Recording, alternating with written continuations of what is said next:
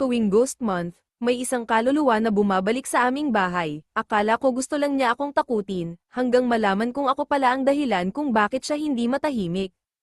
Kung mahina ang loob mo, may oras ka pang umatras, pero kapag nagsimula na ang kwento, wala nang balikan. Agosto noon nang umuwi si Mara sa kanilang lumang bahay sa probinsya para dalawin ang kanyang lola. Tahimik ang buong barangay. Halos walang tao sa labas kapag sumasapit ang gabi. Bago matulog, paulit-ulit na pinaalalahanan siya ng kanyang lola. Sa buwang ito, huwag kang basta magbubukas ng pinto. Lalo na kapag alas 12 na ng gabi. Napangiti si Mara. Lola naman, hindi na tayo panahon ng mga multo. Hindi sumagot ang matanda. Tinitigan lang siya nito ng matagal. Hindi lahat ng kumakatok, tao. Pagsapit ng alas 12:30, mahimbing na ang tulog ni Mara. Hanggang sa, TOK, TOK, TOK.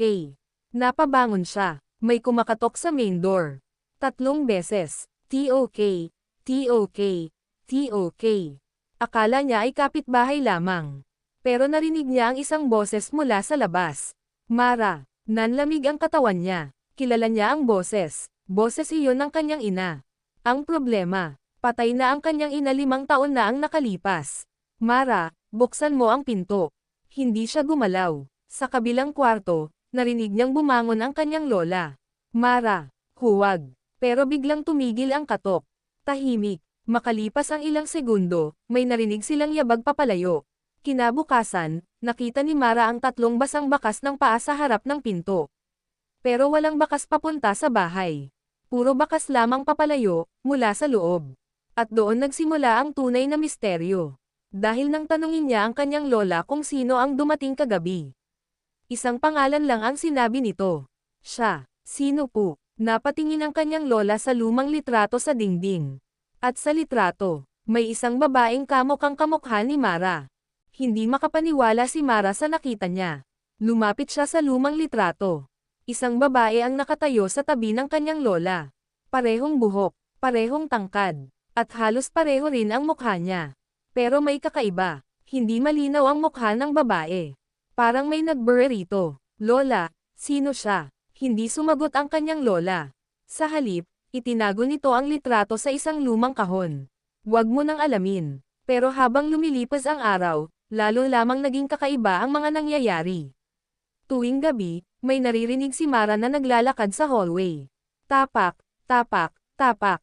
Kapag bubuksan niya ang pinto, walang tao. Isang gabi, habang nag-scroll siya sa kanyang cellphone, biglang namatay ang ilaw.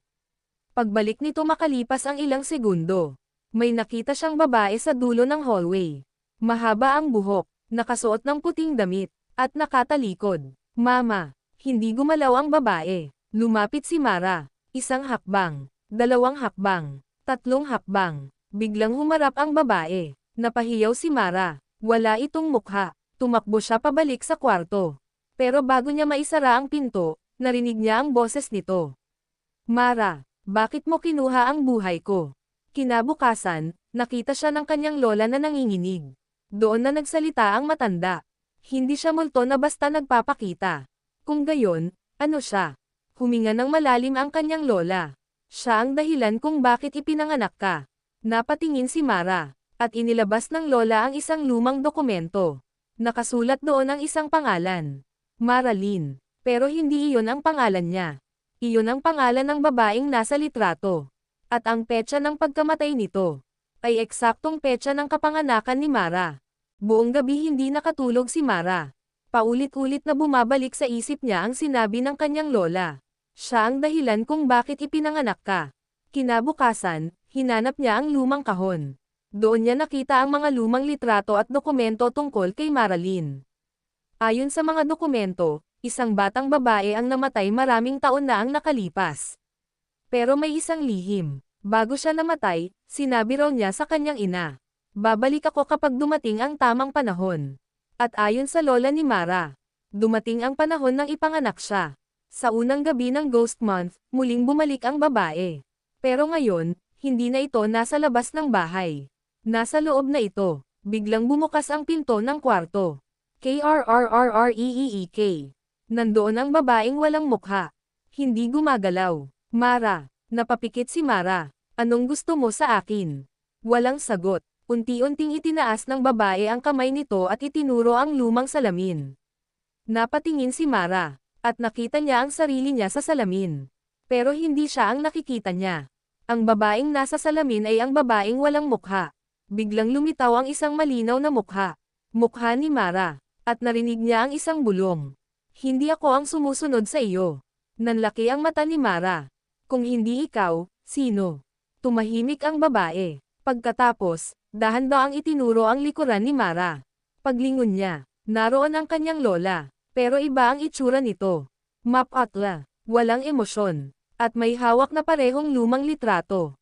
Lola, ngumiti ang matanda. At sinabi ang mga salitang hindi kailanman makakalimutan ni Mara. Hindi mo dapat nakita ang litrato. Biglang namatay ang ilaw. At nang bumalik ito, wala na ang kanyang lola. Ang naiwan lamang sa sahig ay ang lumang litrato. Ngayon, malinaw na ang mukha ng babae. Mukha iyon ni Mara. At sa likod ng litrato, may bagong nakasulat. Ikaw ang susunod.